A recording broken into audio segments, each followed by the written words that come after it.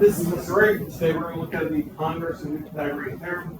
So first we want to kind of think about the Pythagorean theorem as an if-then statement.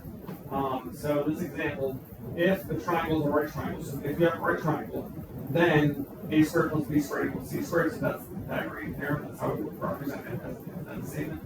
So converses are pretty much when you flip an if-then statement and switch it around. So the converse of their Pythagorean theorem would be if a squared plus b squared equals c squared. So if this is true, then you have a right triangle. So with the converse of the Pythagorean theorem, we're going to have three numbers, and we have to figure out would those three numbers create a right triangle. So what we're going to do is we are going to plug those three numbers. We're going to use the Pythagorean theorem to see if those three numbers work.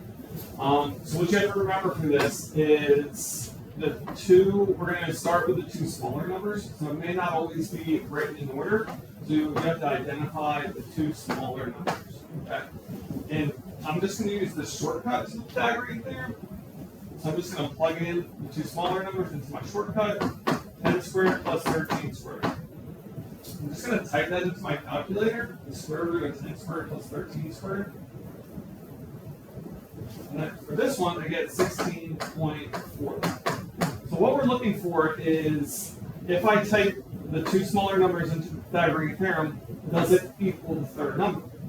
If it doesn't equal the third number, like 16.4 does not equal 21, so that means that this is not a right triangle. That's what we're trying to figure out is it a right triangle or not? So if it does equal the third number, it's a right triangle. If it doesn't, it's not a right triangle.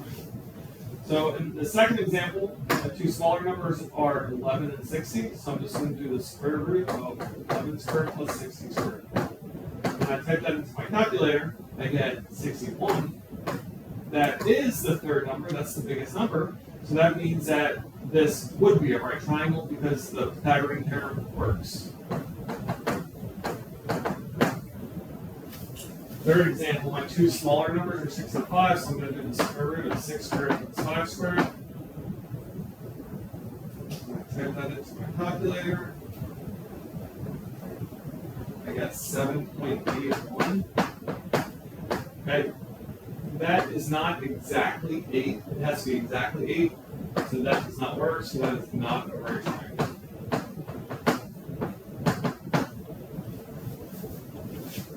Okay, one more example.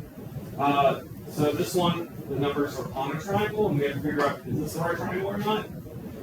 So my two smaller numbers are 9 and 12. We're going to plug in those two numbers into my Pythagorean theorem shortcut. When I plug in those two numbers, I get 15. So that is my third side. So that means, yes, this is a right triangle. That is how you do the converse of the Pythagorean theorem.